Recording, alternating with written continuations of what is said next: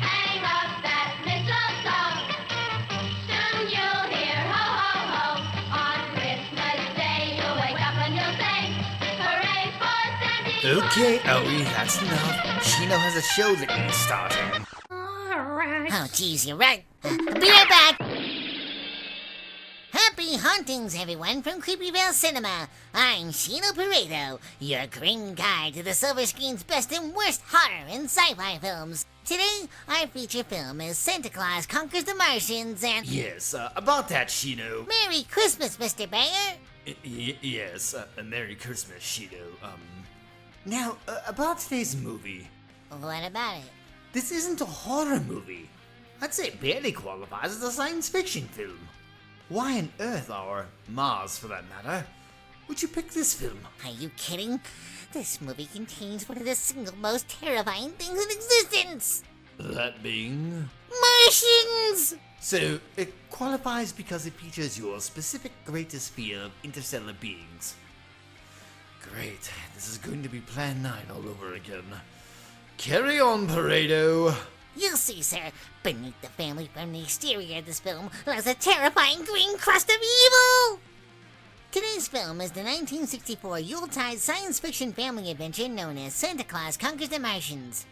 This movie constantly appears on lists of the worst films ever made, and is number 45 in IMDb's bottom 100 list, which is entirely unfair solely because the Emoji Movie is listed higher at number 50.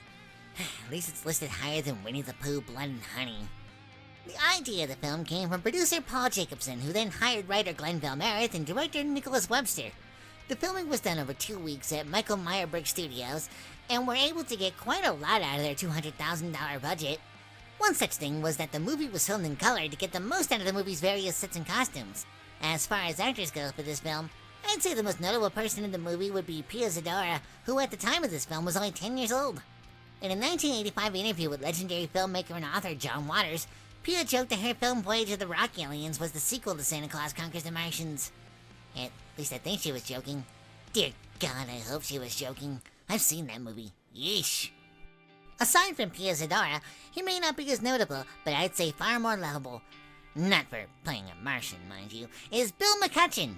Those who know of him most likely know him best as Uncle Wally, the traveling thing salesman who debuted in Sesame Street in 1984. With what we know about the making of Santa Claus Conquers the Martians, let's get into it and see if it truly deserves the bottom barrel rating it constantly gets.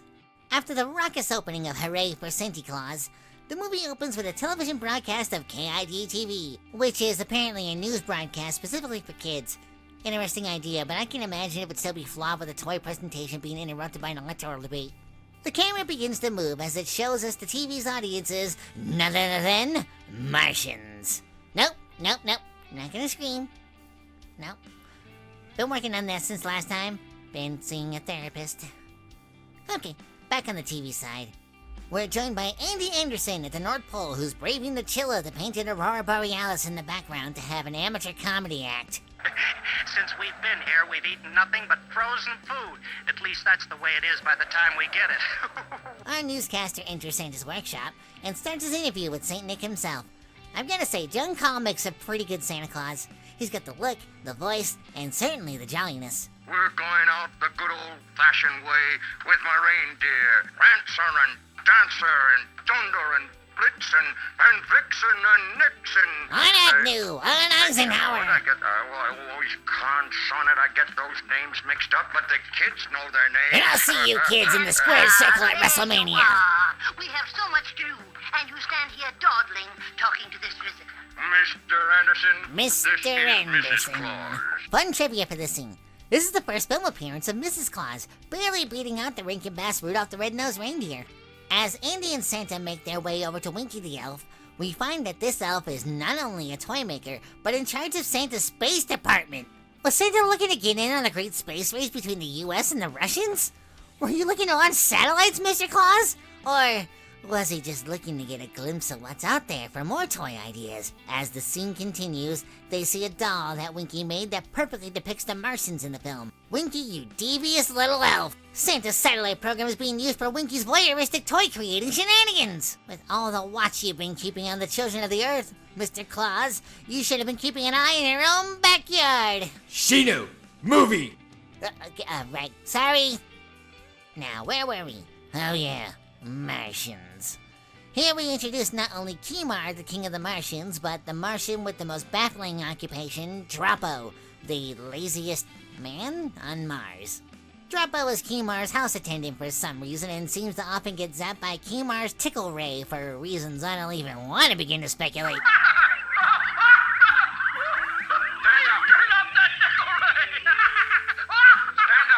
And what the heck is with this Martian headgear? Are the antennae supposed to be their hearing replacement? They never take these things off, if they even can, even though they're obviously attached by a chin strap. Where's Lady Momar? Oh, she went to the food pill center to get some new food pills. The children haven't been eating well. No appetite at all. It's no wonder. They sit in front of the video set all day watching those ridiculous Earth programs. It confuses them. Yeah, they're constantly wondering Well, why Johnny loves Chachi. Oh, and they're watching Earth programs.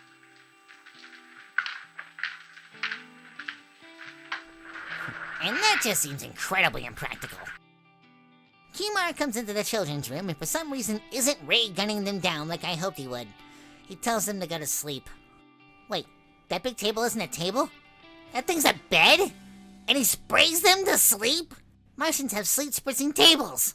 Honestly, this is something we could use here on Earth. Insomnia's a bitch, yo. So, Droppo's twisting a knob over and over as Lady Momar enters the scene. This Mama Martian delights us all with her tiny bottles of food pills sketch. Kimar, I bought some new food pills. I hope the children will eat these. We have hamburger, buttered asparagus, mashed potatoes, and a special treat for them. Chocolate layer cake pills. Save some buttered asparagus for me. Blah. Kimar's troubled by the children of Mars. All around the planet, little Martian moppets are becoming soulless, sleepless, malnourished dullards, which means they're the perfect specimens to become Twitch viewers. Thank you! Kimar alerts his council chiefs that they're to meet at Chocham's chair in the Thunder Forest. Sounds like a happening place. Or I could be completely wrong. This place is butt ugly. Kimar's council chiefs arrive first, and here he arrives. Mr. Obvious Villain is obvious, Voldar. Never mind him for now, though, because Kimar's about to call for Chochim, the Ancient One. Chochim practically keels over, telling them that the reason the Martian children are acting strange is because of Mars' scientific progression. Our electronic teaching machines are attached to their brains while they are in their cradles. Information is fed into their minds in a constant stream. And by the time they can walk, they are adults. But how does one cure Martian adultism? We need a Santa Claus on Mars. The children must have hobby horses and argyle socks. I'm against it. Our children are fine the way they are. I don't want any Santa Claus bringing them toys and games. Voldar thinks they should have mustache wax and forehead polisher. Well, there's only one thing for the Martian leaders to do. Destination, Earth!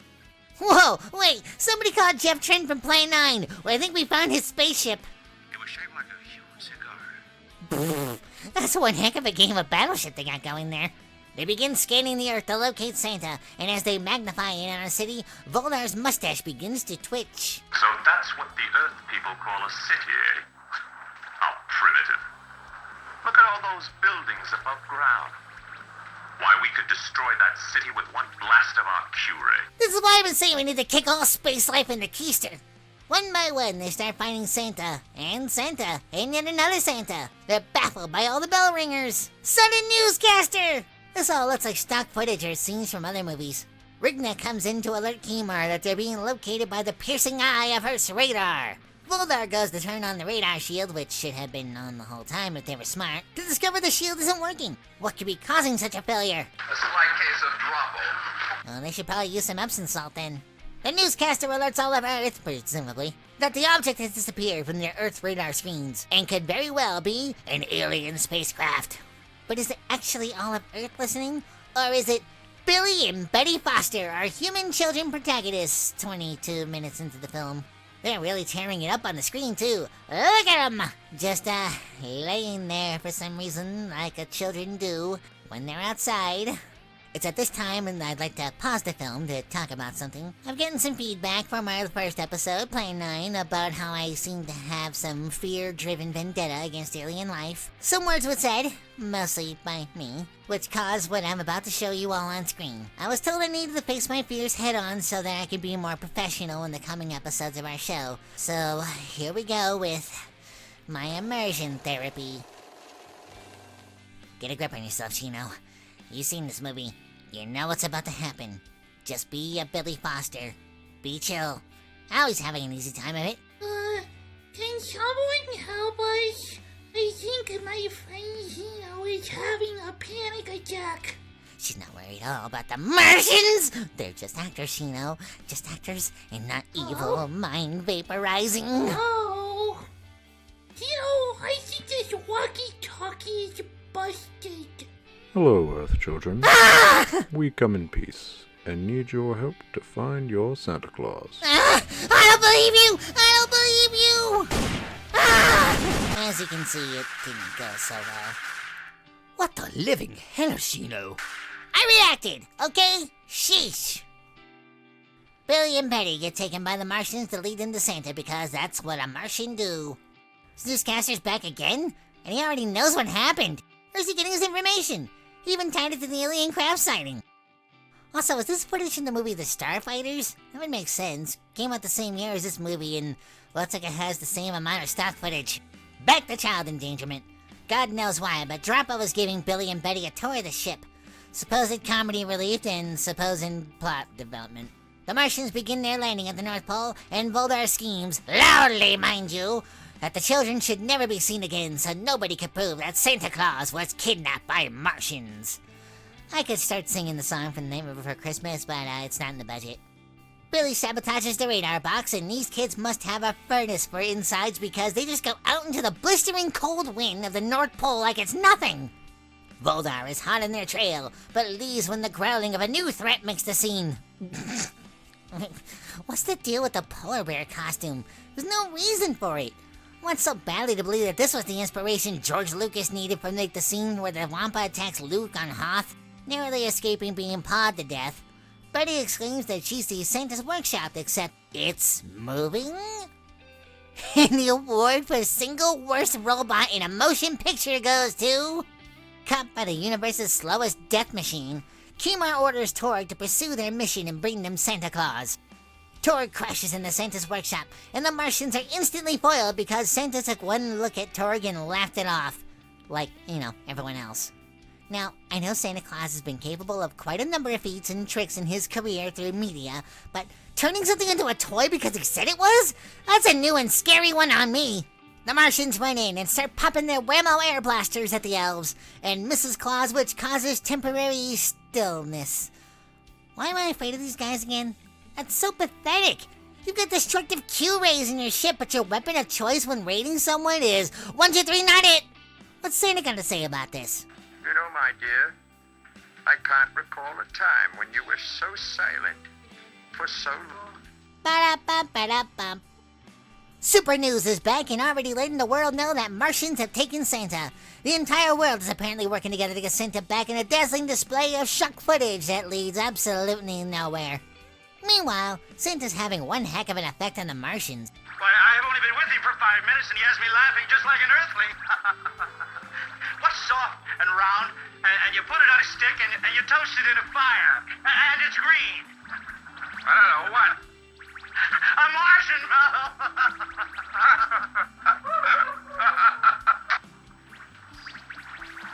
That's what you're all becoming.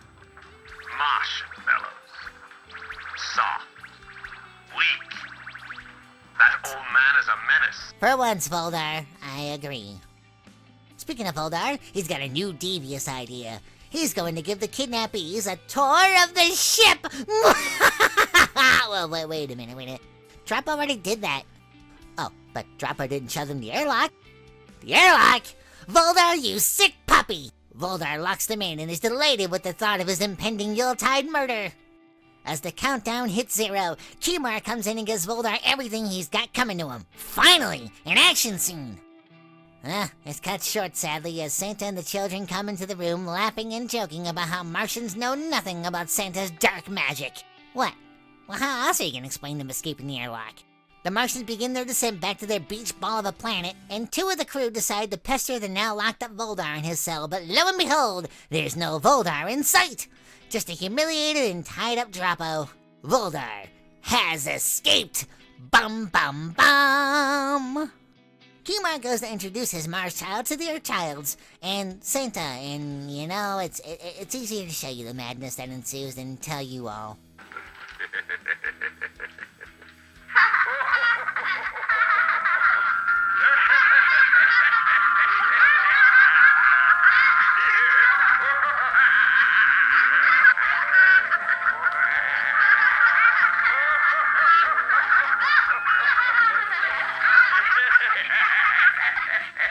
My own madness continues as well.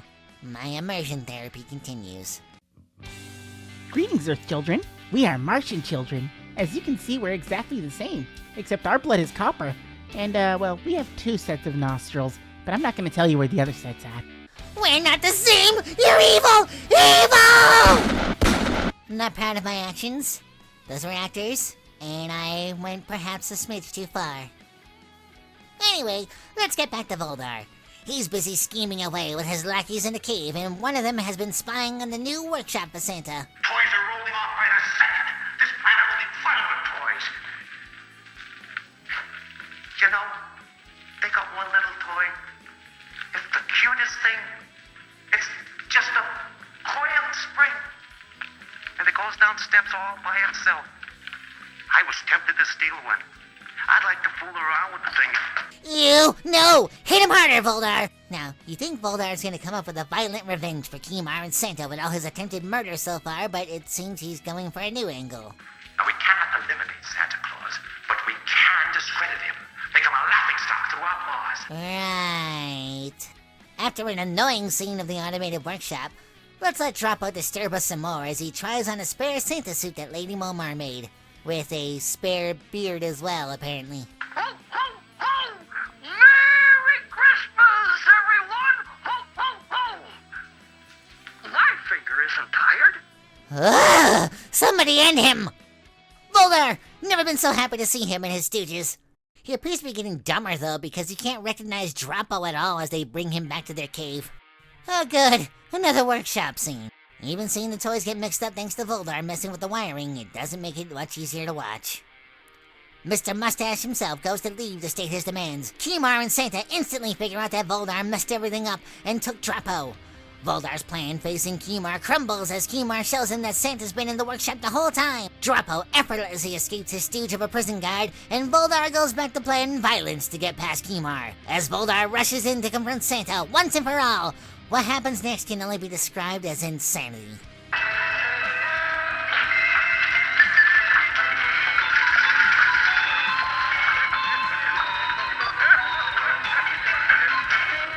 My immersion therapy ends with this scene as well.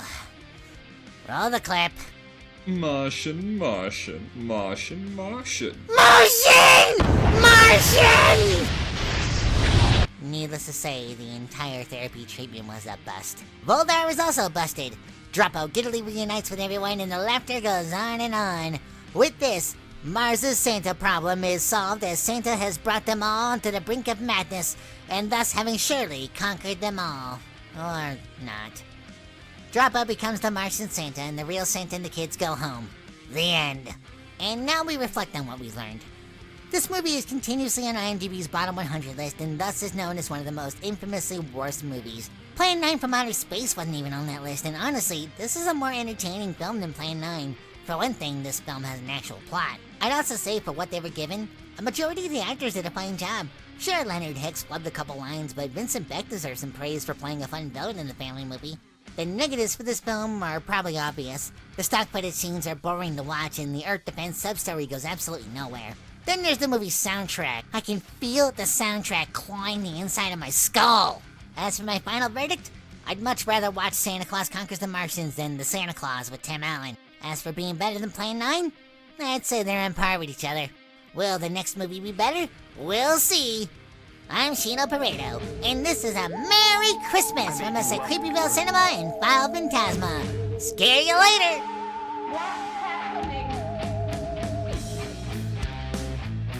There is no way out of here. Alien intelligence watches us first. Have you seen any more around here? I can take care of those. No way out. They don't feel we're ready to join in the great brotherhood of the countless galaxies. They'll do something, anything to keep us from communicating.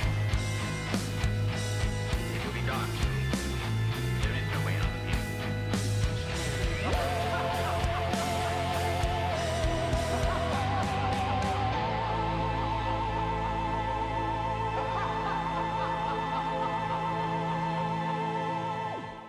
We'll make a plan with card in hand. Fight until we've won.